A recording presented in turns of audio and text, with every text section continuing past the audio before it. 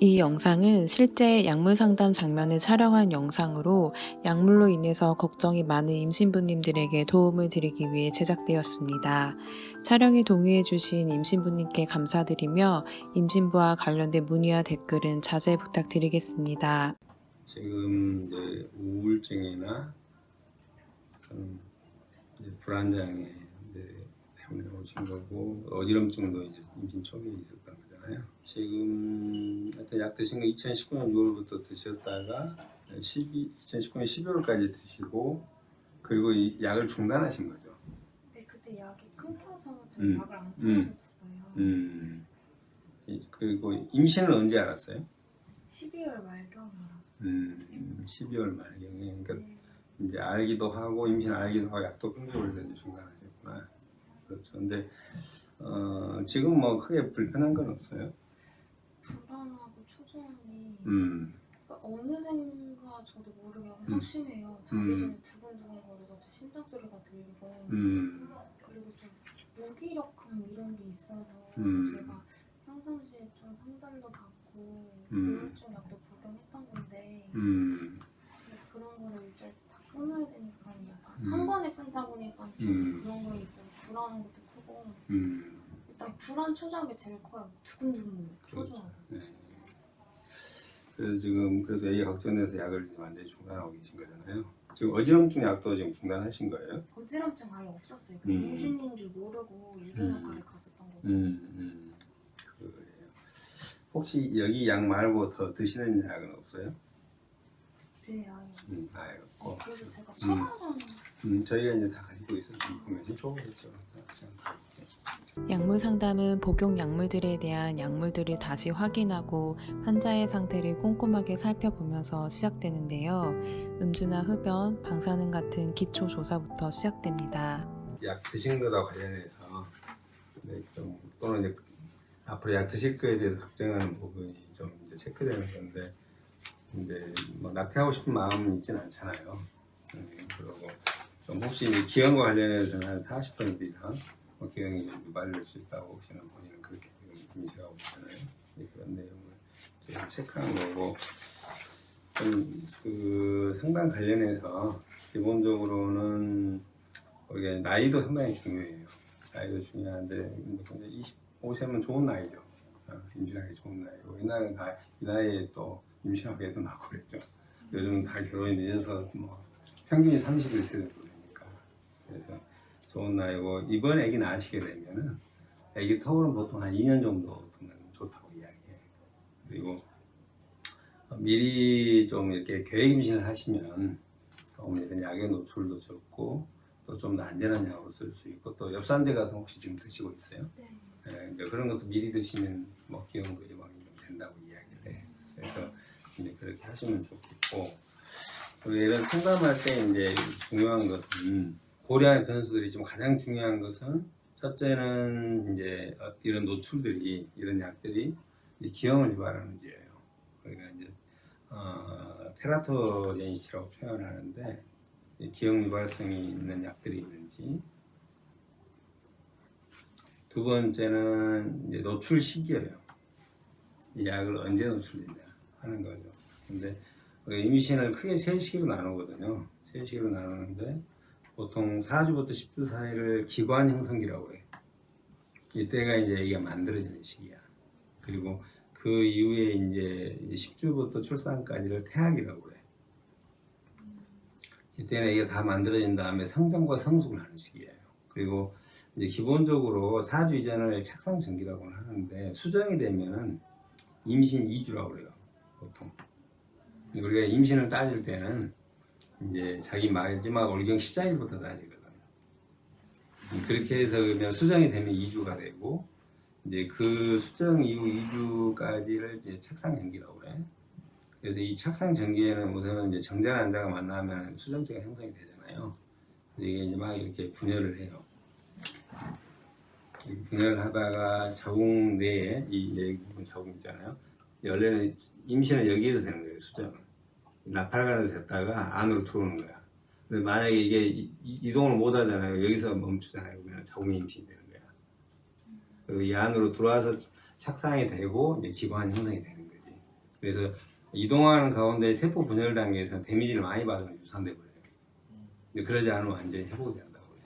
그래서 우리가 이 시기를 이제 all or none period라고 그래요. 뭐 아니면 도다 유산 아니면 정상이다. 이제 그런 시기예요. 정상이라는 것은 정상으로 될 가능성이 많다 그런 이야기겠죠.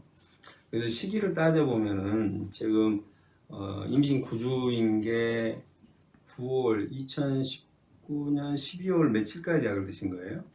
11월 한 15일? 15일 정도까지. 네. 이제 15일이면은 2주 한 5일 정도 다 되겠다. 그때가. 그러니까 이제 달리 이야기하면은 이 착상 전기 이 시기에 노출이 있었던 거죠. 마지막 노출은 수정되고 한 5일 정도까지 노출이 있었죠. 그래서 달리 이야기하면은 이때 이제 데미지를 많이 받은 유산된다 했잖아요. 근데 우선은 이 심장 뛰는 거 확인됐잖아요. 그래서 제가 봐도 시기적으로는 큰 문제가 없는 그런 상황이에요. 이 약물이 노출됐다 하더라도. 그리고 아까 어지럼증 드신 약들도 뭐 이보면은 뭐 아스타미노펜이 또는 항히스타민이 들어있는데 이것들은 기형과는 상관없는 약들이에요. 기본적으로. 혹시나 임신 중에 필요하면 쓸 수도 있는 약이에요. 그래서 어지럼증 때문에 쓴 약은 뭐 별 걱정하지 않으셔도 되고 혹시 필요하면 더 드실 수도 있는 약이죠. 오히려 지금 우울증이나 불안장애 때문에 약을 쓰시는 것 때문에 사실은 이제 걱정인 거고, 근데 대개는 우울증이나 불안장애, 공황장애 이런 것들이 이렇게 같이 겹쳐서 오더라고요. 보면은 딱 한 가지만 오는 게 아니야. 불안, 우울, 공황 이런 게 대개는 그냥 뭔가 겹쳐서 이렇게 오고. 근데 이제 문제는 엄마들이 임신 초기에는 약 드시는 거에 대해서 굉장히 불안해하거든. 혹시나 얘한테 문제가 될까봐. 그래서 이제 임의로 끊는 거야. 아니면은 정신건강학과 선생님들도 혹시 불안하니까 약을 이 시기에는 좀 중단해라 그렇게 이야기를 하시는 분들도 있어요. 근데 문제는 이제 그런 상황이 되면 아까 이야기했던 것처럼 이제 이 약에 의한 금단 증상도 있고 기존에 있던 질병 자체가 컨트롤이 안 되고 재발을 하는 거예요. 지금은 생각하면 이제 재발하고 있는 상황이야. 그래서 지금 제가 보기에는 우리 이제 환자분 같은 경우는 비교적 제가 보기엔 잘 지금 현재는 컨트롤 되고 있는 상황이에요. 본인 마음이 이제 많이 힘들긴 해도 어느 정도 컨트롤 되고 있는데 어떤 분들은 거의 미칠 지경으로 오신 분들이 있어. 실제로 가서 막 임신 중지해달라고 그러고 정말 많이 힘들어하시는 분들도 있어요. 그래서 그런 분들 일부는 이렇게 입원해서 또 치료하고 또 임신을 유지하시는 분도 있어요. 이것도 잘 나시는 분도 있고. 그래서 우선은 제가 보기에는 이제 이 약들이 임신 중에 먹을 만하냐는 거죠. 복용할 만한 거냐는 게 중요해요. 생각하면. 근데 지금 이제 약들을 보면은 우리가 이제 소위 말하는 이제 SSRI 계통약이라고 해서 항우울제가 있고요. 여기 보면은 또 이제 그 일종의 그 심장 박동을 좀 억제시켜주는 그런 이제 베타블로커라는 그런 약이 있고 또는 이제 좀 수면을 좀 돕는다거나 신경 안정을 돕는 그런 이제 알프라졸람 같은 이제 신경 안정제가 지금 있는 거예요. 근데 지금 이제 이 약들은 사실은 이제 기형을 그렇게 크게 유발시키지 않아요. 기본적으로. 이 또 SSRI 계통약이 일부 약 중에 이제 파록세틴이라는 약이 심실중계 결손증과 좀 관계된다고 그래요. 심실중계 결손증이라는 게 뭐냐면 우리의 심장이 있잖아요. 강이 두 개 있고 실이 두 개 있어요. 근데 이 실 사이에 구멍이 원래 있으면 안 되거든. 근데 구멍이 있을 수 있는데, 근데 이게 확률이 한 1% 내외예요. 그러니까 그렇게 높진 않죠. 근데 이제 이 약물 자체는 이 성분이 이제 에스시탈로프람이라는 건데 이 파록세틴하고 같은 계약인 거야. SSRI 계통약. 그러니까 혹시는 그런 가능성이 있다고 이야기는 해. 근데 다 증명된 건 아니고, 근데 중요한 것은 이 심실중립결손, 우리가 VSD라고 하는데 이런 게 있다 해도 애기 생명의 지장이 거의 없어요. 그리고 초기에 좀 있다 해도 크지 않으면은 자연히 막혀. 구조적인 거니까. 그래서 별 문제가 안 되는 거죠. 그리고 이제 또 이 약을 이제 임신 말기까지 계속 복용하잖아요. 애기 이제 PPH라고 해서 애기한테 폐고혈압이 일시적으로 생길 수 있어. 한 1-2%에서. 그래서 이제 그런 경우라 하더라도 되게 이제 아기를 잘 케어하는 그런 병원에서 출산하면 거의 문제가 없는 거야. 그래서 좀 그런 이제 그리고 아기가 이제 이런 전반적으로 이제 이런 그 약물들에 의해서 출산되면은 약간 애들이 엄마가 약을 먹다 중단하면 금단 증상 있잖아요. 지금처럼 애기도 약간 금단 현상을 가질 수 있어. 일시적이지만 혹시나 애기가 떨리는 이제 증세를 갖는다거나 애기가 좀 안절부절 못하는 그런 모양을 한다거나 잠을 잘 못한다거나 뭐 그런 경우가 있을 수 있는데 그게 오래 가지는 않고 2, 3일 가는 거로 이야기해요. 그래서 대개는 이제 그냥 모유 수유를 하는 걸 권장을 하고 있어요. 그리고 이제 이 약 중에서 이 베타블로커라는 프로pranolol은 일부 연구에서 애기 성장에 조금 장애를 준다고 그래. 애기 체중 느는 것에 약간. 근데 또 다 그런 건 아니고. 알프라졸람 같은 경우도 뭐 일부 연구에서는 언청이 발생 조금 관계 있다고 하는데, 근데 실제로는 그렇게 그 연구 방법론에 따라 좀 달라요.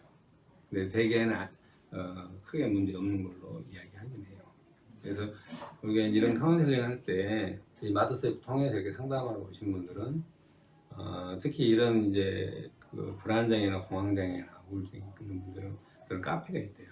이 카페 통해서 이렇게 저희한테 상담을 많이 하는데 제가 설명드린 내용 거의 비슷해요. 그래서 임신 시기에 상관없이 약을 복용하는 건 크게 무리 없다는 거예요. 왜냐면 기형 발생이 높지 않기 때문에 오히려 약을 중단함으로 인해서 어떤 2차적인 문제가 생기는 거예요. 일종의 금단 증상도 생기고 재발하면은 뭐 여러 약을 또 써야 되고 그에 따른 리스크가 있고 또 입원 치료도 필요할 수도 있고 제가 생각할 때는 우선은 이 약을 드시면 좋겠다는 생각을 하고 다만 정신건강학과 선생님을 한번 뵙도록 하세요. 원내에도 계시거든요. 지금 현재가 본인 상태를 한번 체크하고 이 약 중에서 조금 뭐 내가 이 약을 써도 괜찮겠다 하는 약 조금 더 용량이라든가 약의 종류라든가 그런 것들을 좀 같이 상의하셔가지고 치료를 좀 잘 하시면 좋을 것 같아요. 그래서 지금 실제 지금 뭐 임신 중에 지금 현재 노출되지도 않았고 현재는 근데 앞으로 노출된다 해도 아까 이야기했던 그런 리스크가 조금은 있지만 지금 이미 이제 10주잖아. 지난주 9주니까 이제 10주 이후부터는 애가 다 만들어진 다음이라고 했잖아요.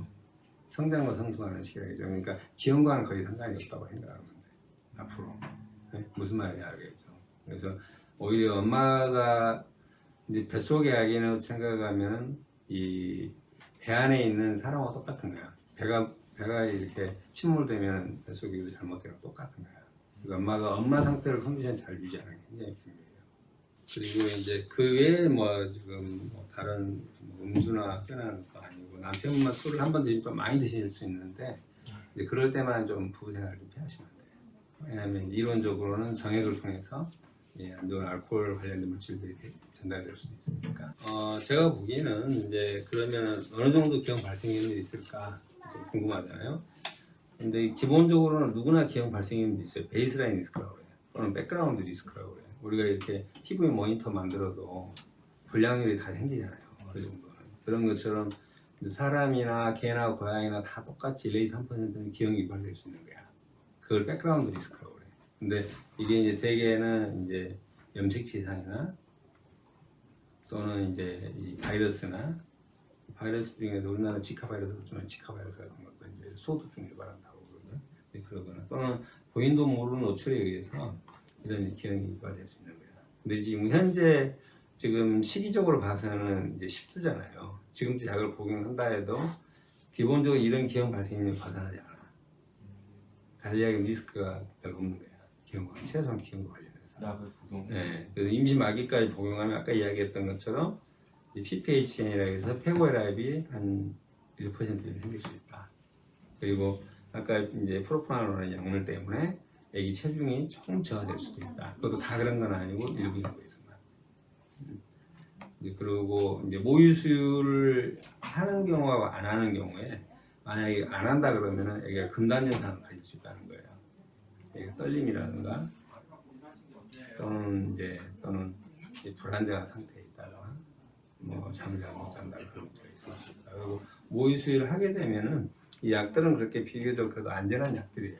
그래서 모유 수유가 가능하다. 대신에 혹시나 애들이 처지는지만 잘 보면 돼요. 아무래도 이 약이 안정되기 때문에 처질 수 있잖아. 그것만 잘 관찰하시면 돼요. 복용하신 약물로 인한 기억 유발을 하는 확률은 매우 낮을 거라고 하시니 듣는 저도 안심이 되는데요. 임신부님도 이번 약물 상담을 통해 걱정을 많이 덜으셨을 것 같습니다. 약물 상담은 1부와 2부로 나누어서 보여드릴 예정인데요. 다음 2편에서는 임신 초기 검사와 초음파 결과, 그리고 평소 임신부님께서 궁금해하셨던 질문들로 구성되었습니다. 임신 중 약물 복용으로 궁금한 내용이 있으시다면 콜센터 1588-7309로 연락 주시면 되고요. 한정열 교수님과의 대면 상담 예약 역시 콜센터를 통해 주시면 됩니다. 구독과 좋아요는 아기사랑입니다. 감사합니다.